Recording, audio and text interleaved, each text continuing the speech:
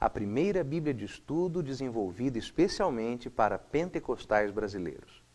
A história de hoje é sobre a Bíblia de estudo pentecostal. E a história dessa Bíblia não começa com ela própria, mas com a história de um menino, cuja infância não fazia qualquer sombra ou testemunho do que este menino viria a ser depois que deixasse as coisas de garoto. O nome dele é Donald Carroll Stamps, nascido em 1938 em Oklahoma, nos Estados Unidos.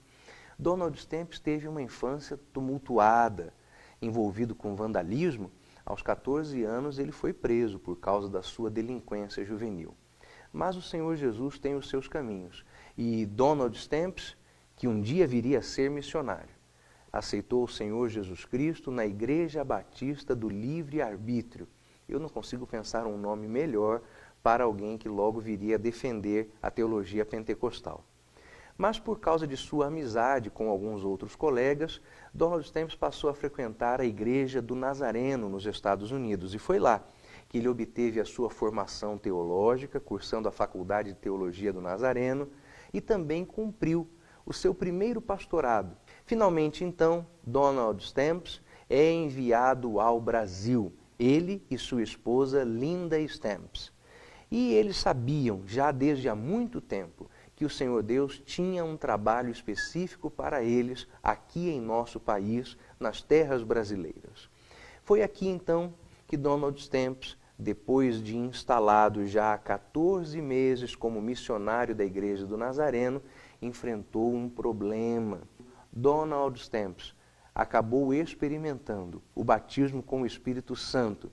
E Donald Stamps retornou aos Estados Unidos, submeteu-se à avaliação dos pastores da Igreja do Nazareno, mas logo ele compreendeu que se quisesse continuar com o seu chamado missionário, não poderia continuar na Igreja do Nazareno, pois aquela igreja não aceitava que os seus ministros e missionários enviados ao Brasil esposassem, experimentassem ou defendessem o Pentecostes conforme ele estava sendo vivido pelos cristãos brasileiros, principalmente nas Assembleias de Deus. Stamps, então, procura a junta missionária das Assembleias de Deus americanas, relata o seu caso, submete-se à avaliação daquele colégio apostólico e é novamente enviado ao Brasil, agora como missionário das Assembleias de Deus norte-americanas. E foi aí que o Senhor o despertou para o que viria a ser a maior obra de sua vida. Donald Stamps pede autorização à Igreja Americana para iniciar a produção de uma Bíblia de estudo produzida em língua portuguesa para os cristãos pentecostais do Brasil. E com estas notas de estudo, ele tinha 5 objetivos muito claros e muito bem definidos. Primeiro, uma Bíblia que defendesse a fundamentação da teologia pentecostal. Segundo, uma Bíblia que possibilitasse que cada crente se aproximasse mais de Cristo e também pregasse sobre Cristo. Uma ferramenta que tornasse possível defender a fé cristã de erros como a predestinação, o liberalismo, o espiritismo ou o humanismo. Uma Bíblia que defendesse na atualidade o posicionamento verdadeiro e santo sobre casamento, divórcio, homossexualismo, e uma Bíblia que permitisse a cada crente desenvolver as características principais da vida cristã de santidade. Afinal, foi assim que Donald Stamps aprendeu que o Senhor Jesus Cristo devia ser honrado com a nossa vida cristã e santa. Finalmente, em 1990, ele apresenta a versão ainda em língua inglesa das notas de estudo para o Novo Testamento. Uma parte da história do pastor Donald Stamps eu pude ouvir por uma testemunha ocular. O meu diretor, aqui na Faculdade de Educação Teológica das Assembleias de Deus, é o pastor Josué de Campos. E ele me contou, numa conversa certa vez, que pouco antes do pastor Donald Stamps passar para o Senhor Jesus Cristo, o pastor Josué o visitou em sua casa, lá nos Estados Unidos.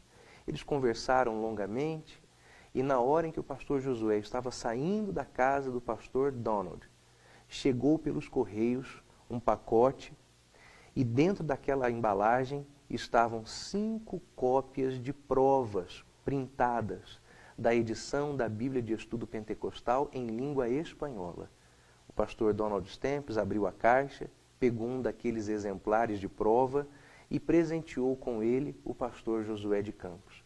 Quando o pastor Josué retornou para o Brasil, trouxe na sua bagagem uma das mais preciosas lembranças da história do pentecostalismo brasileiro. Em 1990, descobriu-se que Donald Stamps tinha um câncer no estômago. Ele foi operado, fez quimioterapia, radioterapia, mas o seu estado de saúde agravou-se muito. Mesmo assim, aquele homem trabalhou incansavelmente na finalização dos comentários dos estudos para o Antigo Testamento. E ele foi sustentado em oração por milhares de cristãos nos Estados Unidos e também no Brasil.